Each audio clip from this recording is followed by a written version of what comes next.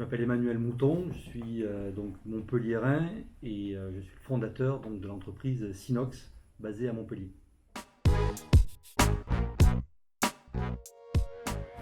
Alors, Sinox, on est dans l'Internet des objets depuis quelques temps. C'est une entreprise qui existe depuis de nombreuses années. C'est ce goût d'accompagner des entreprises traditionnelles à utiliser la technologie dans leur quotidien qui m'a incité à créer une entreprise.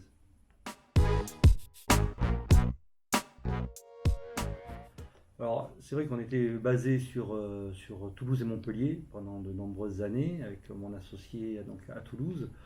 Et le tissu économique toulousain est plus porté par l'aéronautique et l'aérospatiale, donc beaucoup plus industriel dans ses méthodologies, dans l'appréhension de nouvelles technologies, par rapport à un écosystème montpelliérain qui n'a pas de fortes industries, donc qui doit se transformer, qui travaille plus sur les services et donc sur différentes typologies de métiers. Donc on voit vraiment une différenciation entre quelque chose qui est plus industriel d'un côté et plus, je dirais, adapté aux services côté Montpellier, côté Est.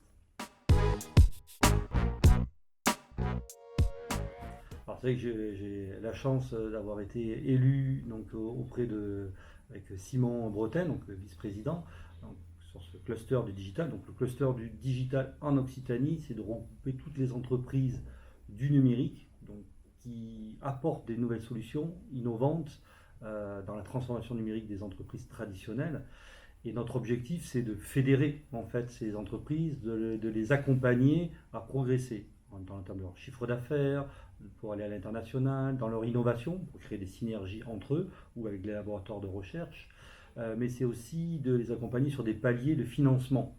Donc derrière, c'est d'arriver à être un peu un guichet qui facilite en fait l'entrepreneur. Un entrepreneur n'a pas cette vision complète et il faut pouvoir l'aider et l'accompagner dans ces phases-là. Donc le cluster, maintenant on a un peu plus de 400 membres, on fait énormément d'événements partout sur le territoire d'Occitanie et on est assez fiers donc, de la dynamique que prend le cluster.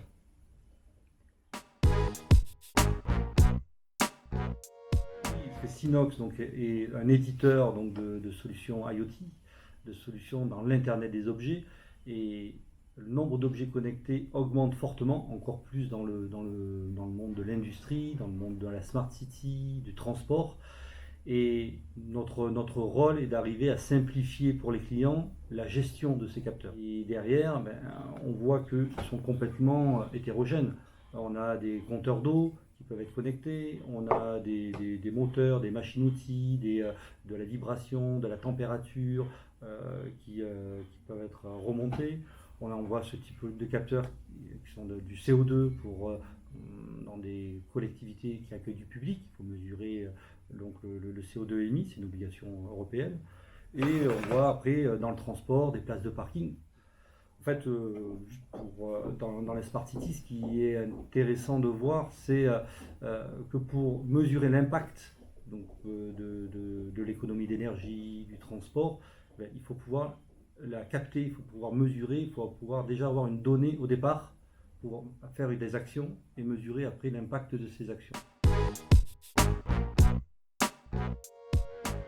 Et je pense que le plus important, c'est le changement de mentalité dans les entreprises qui vont être utilisatrices. Parce que c'est un changement radical dans leur mode de procédé, dans leur mode de décision. Et derrière ce changement-là, il transforme la société. Donc on parle d'ailleurs de révolution digitale, de transformation numérique. Et là, ce n'est pas la technologie, c'est un changement humain et sociologique. Donc ça, c'est un des freins qu'il faut accompagner, qu'il faut rassurer. Le capteur peut faire peur, hein. Donc le tracking, il y a des objets partout, nos données personnelles. Donc là aussi, c'est un enjeu d'amener de la confiance, d'amener de la sécurité et d'amener des outils qui rassurent.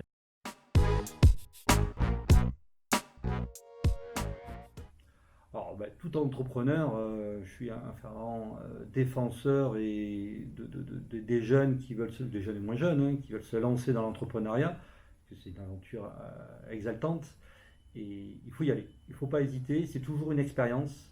Il Il peut y avoir des échecs, mais l'échec apporte une expérience, apporte des rencontres, apporte une vision du marché, une vision du monde, une vision de la technologie.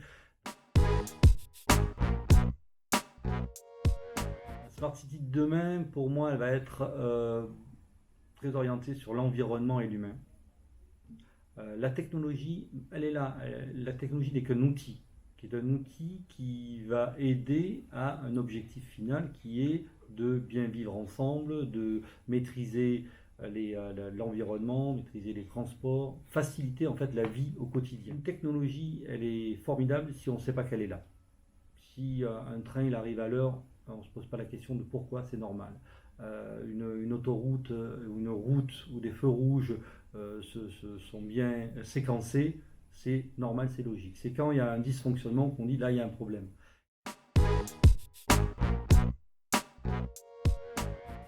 Alors les défis sont tous les jours. Les défis, c'est d'aller transformer, d'aller chercher des nouveaux clients, d'aller discuter avec eux pour les accompagner dans leur changement. Et donc ça, c'est un défi d'arriver à accélérer finalement notre message, ce qu'on peut apporter, notre savoir-faire, et aller chercher des marchés qui sont en France, mais aussi à l'étranger. Donc l'international va être un enjeu fort chez Sinox donc dans les années à venir et d'apporter toujours une innovation technologique qui est adaptée à l'environnement et à l'éthique.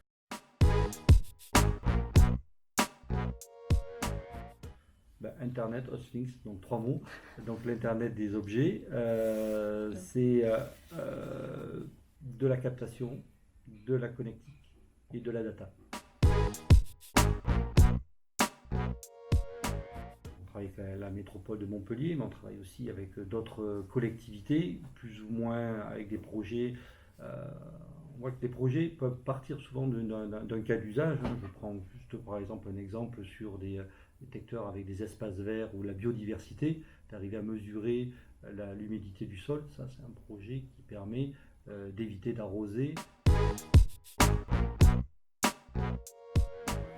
Alors, le projet HUT, c'est un projet formidable parce qu'on travaille sur le Smart Home, donc un appartement, une maison connectée, donc lié à un utilisateur final.